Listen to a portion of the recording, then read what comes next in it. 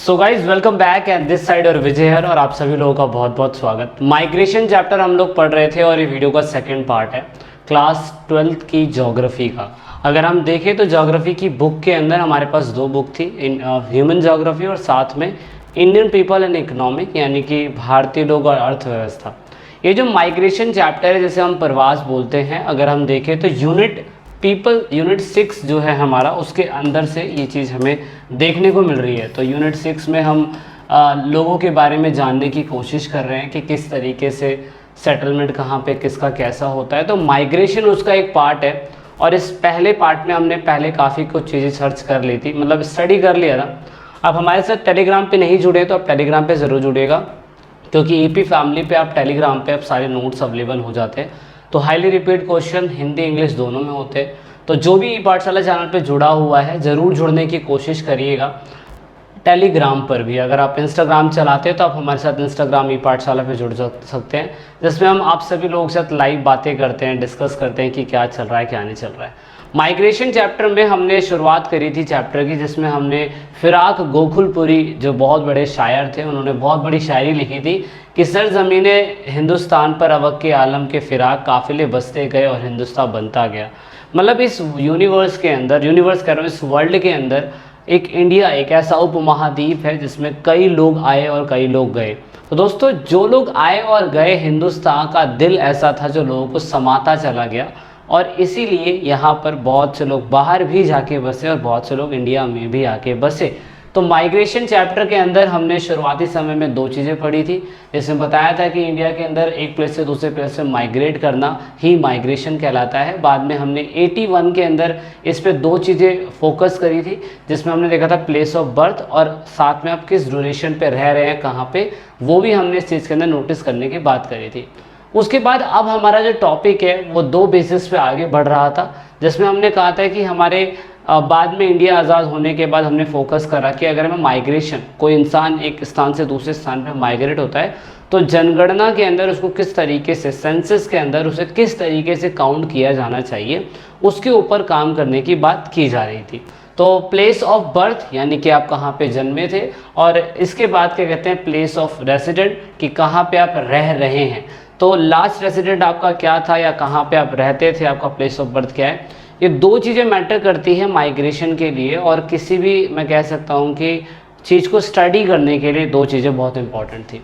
अब हमारी इंडिया के अंदर, क्योंकि हम माइग्रेशन चैप्टर पढ़ रहे हैं, तो हमारी इंडिया के अंदर लोगों का माइग्रेट होना ना दो चीज़ों पे बहुत ज़्यादा निर्भर करता है। एग्जाम्पल के लिए अगर मैं बोलूँ तो a few fact pretending the internal migration, international migration are present here. मतलब आंतरिक प्रवास और अंतर्राष्ट्रीय प्रवास से संबंधित कुछ तथ्य यहाँ दिए गए हैं आपकी बुक के अंदर।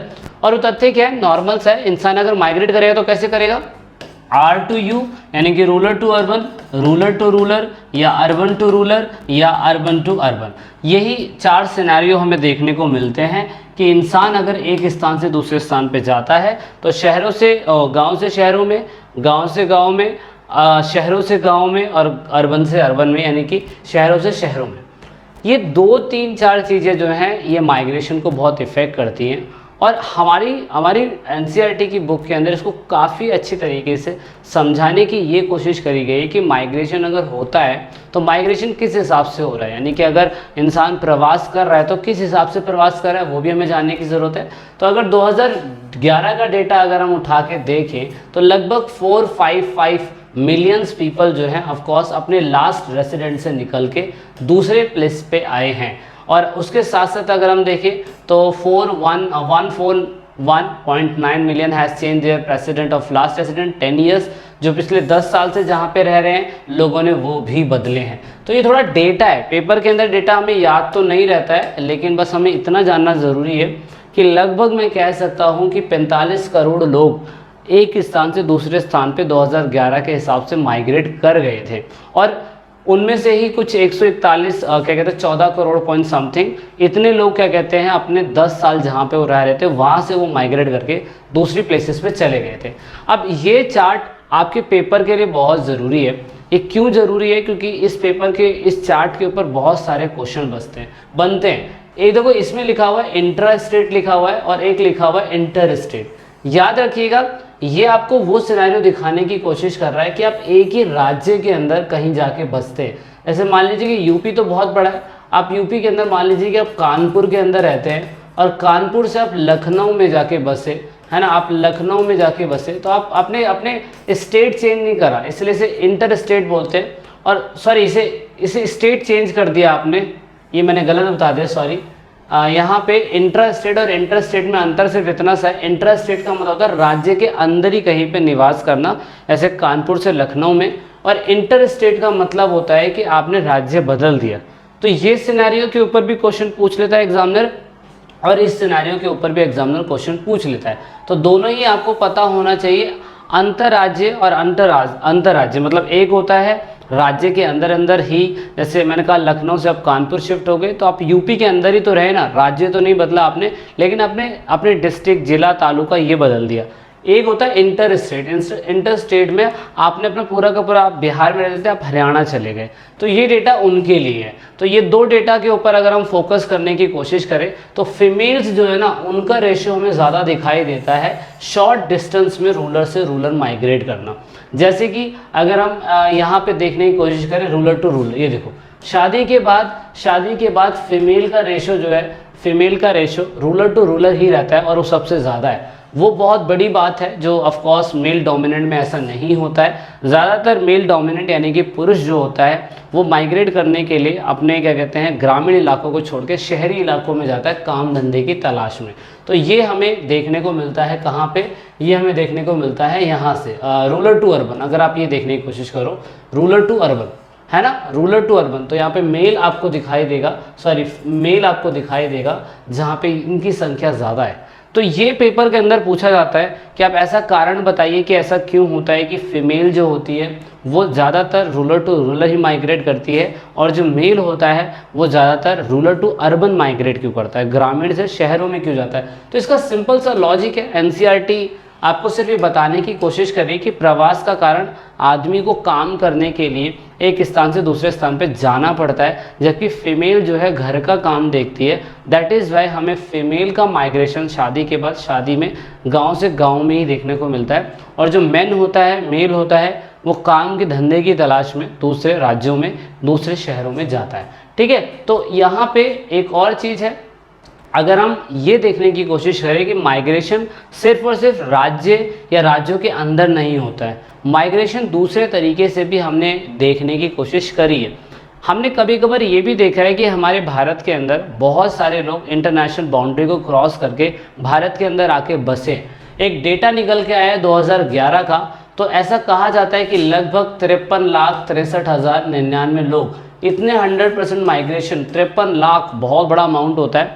ये अमाउंट आई थिंक बढ़ भी गया होगा, 5 मिलियंस लोग, 50 लाख लोग। ये मैं 53 मान के नहीं चल रहा हूँ, मैं ज़्यादा ही मान के चल रहा हूँ, मैं 60 भी मान सकता हूँ, क्योंकि आज भी इलीगल तरीके से भारत के अंदर बहुत सारे जो क्या कहते हैं इमिग्रेंट्स है वो आ रहे हैं, है ना। एमिग्रेंट कौन हुए दोस्तों, एमिग्रेंट वो हुए जहाँ पे वो रहते थे, मतलब उनका जो भी लास्ट प्लेस था, लेकिन वहाँ से निकल के जब वो दूसरी प्लेस पे आ गए तो वो इमिग्रेशन कहलाते हैं, इमिग्रेंट। ये मैंने आप्रवास और उत्प्रवास में अंतर आपको पहले सीरीज में पहले से बताया था। अब ये सिनेरियो के ऊपर क्वेश्चन क्या आता है, इसके ऊपर आपको सिर्फ और सिर्फ ये बताने की कोशिश करी जा रही है कि अगर कोई व्यक्ति बाहर से निकल के भारत जैसे देश पे आता है तो ऑफकोर्स भारत के ऊपर आर्थिक बोझ बढ़ता है, उनको क्या कहते हैं जॉब देने की ज़रूरत पड़ जाती है, खाने पीने की व्यवस्थाएं, रहने के लिए व्यवस्थाएं, ये देना ज़रूरी है। ऐसा क्यों हुआ था, अगर आपको याद हो सबसे ज़्यादा बांग्लादेश से लोग आए हैं, 51% लोग, क्योंकि आपको अगर पॉलिटिकल आपने मेरी वीडियो सीरीज़ देखी होगी तो आपको बहुत अच्छी तरीके से पता होगा कि 1971 में बांग्लादेश का वॉर हुआ था और हमने पाकिस्तान से युद्ध लड़ा था बांग्लादेश को आज़ाद करने के लिए, क्योंकि वो पार्ट पहले पाकिस्तान का था। तो जब हमने उनको आज़ाद कराया था, इंदिरा गांधी की गवर्नमेंट थी, तो बहुत सारे बांग्लादेशी वहाँ पे राजनीतिक कारण था जिसकी वजह से वहाँ से माइग्रेट करके वो भारत के अंदर शरणार्थी बन गए थे। और हमने अतिथि देवो भव का आपको पता है कि एजेंडा अपना रखा था, तो हम जितने भी लोग आते थे हम उन्हें ऑफकोर्स दिल से लगाते थे, हम कभी वैसे भी अतिथि को कुछ कहते नहीं हैं, है ना। तो इसीलिए इस तरीके से मैं कह सकता हूँ हमारे पड़ोसी मुल्क जो हैं भारत से आए हुए लोग बहुत सारे हैं। 89% पीपल जो है टोटल अगर हम देखें कंट्री का, तो इतना तो कंट्री का तो खैर नहीं, सॉरी, लेकिन 88% लगभग 89% ही कह सकता हूँ मैं, अलग अलग कंट्री से हमें देखने को रेशो मिलता है। पर बांग्लादेश से ज़्यादा है। उसके बाद अगर मैं पाकिस्तान से कहूँ तो पाकिस्तान से भी 17% है। नेपाल तो हमारे साथ वैसे भी बहुत सारे नेपाली भाई बंधु आपको देखने को मिलते हैं कि इंडिया में अलग अलग स्थान पे हैं। वीज़ा पासपोर्ट बहुत आसान है, मतलब बहुत ही इजी फ्रेंडली है, तो इसलिए आप बस भी वहाँ पे जाती है ना, तो इसीलिए भी ये लोग माइग्रेट होकर यहाँ पे आते, यहीं बस जाते, उनको काम धंधा मिल जाता है। चाइना से ऑफकोर्स बहुत कम लोग आए हैं, लेकिन ये भी अमाउंट ठीक ठाक है।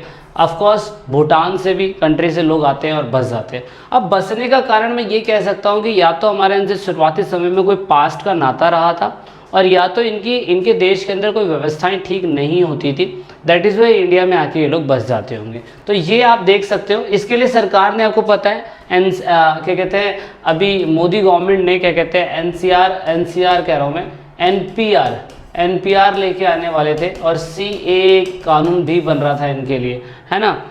तो अभी बन नहीं पाया, इसके ऊपर कोई काम वाम चला नहीं, बीच में रुक गया, फिर कोरोना आ गया, इसीलिए। फिर हमने ये वाला पार्ट पढ़ा था, ये हमने पढ़ा था कि इंडिया के अंदर स्पार्शियल वेरिएशन क्यों है माइग्रेशन का। मतलब इंडिया के अंदर कुछ ऐसे ही स्थान क्यों है जहाँ से लोग निकलते हैं, और कुछ ऐसे ही स्थान क्यों है जहाँ पे लोग ज़्यादातर जाते हैं। उसका सिंपल सा रीज़न हमारे लिए बहुत नॉर्मल है कि ज़्यादातर लोग महाराष्ट्र, हरियाणा, दिल्ली, गुजरात और हरियाणा, इवन मैं कह सकता हूँ तमिलनाडु, इवन मैं कह सकता हूँ बेंगलोर यानी कि कर्नाटका, है ना, ऐसे कुछ प्लेसेस पे लोग माइग्रेट होकर चले जाते हैं। और कहाँ के लोग ज़्यादा जाते हैं, ऑफकोर्स उत्तर प्रदेश, बिहार, उत्तराखंड के लोग, है ना, ऐसे लोग जो होते हैं ना, आसाम के लोग काम धंधे की तलाश में ऐसी जगहों पे जाते हैं, क्योंकि ये प्लेस उनके लिए अट्रैक्टिव है, इनको यहाँ पे अच्छी खासी जॉब मिल जाती है। इसलिए आपको पता होगा दिल्ली की डेंसिटी बहुत ज़्यादा है, ये फर्स्ट चैप्टर में हमने पढ़ लिया था पहले भी, तो आप एक चैप्टर को दूसरे चैप्टर से रिलेट करके चलोगे तो आपको काफ़ी आसान रहेगा समझने के लिए, है ना। तो largest number of out migration जो निकलते हैं उत्तर प्रदेश से और जाते कहाँ ज़्यादातर, वो आपको समझ में आ गया होगा, इन प्लेसेस पे जाते हैं। इतना क्लियर है आप सभी लोगों को। आगे चलते हैं।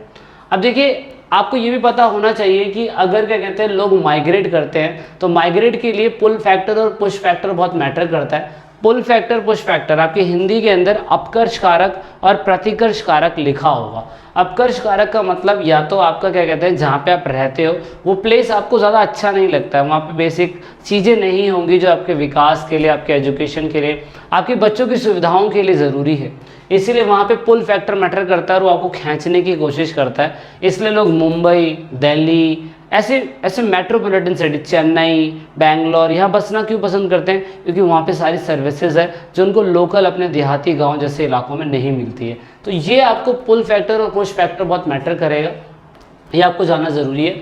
अब ये आपको पाई चार्ट दे रखा है, पाई चार्ट में सिंपल सा बता रखा है कि मेल माइग्रेशन जो है वो ज़्यादातर किस वजह से होता है और फीमेल माइग्रेशन जो है ज़्यादातर किस वजह से होता है। तो फीमेल माइग्रेशन का सबसे ज़्यादा परसेंटेज अगर मैं देखूं तो 66% है। 66% में मैरिज बहुत इंपॉर्टेंट है, और उसके बाद यहाँ पे 34% है, और 34% जो यहाँ पे दे रखा है वो बिजनेस नहीं, अदर फैक्टर मैटर करता है।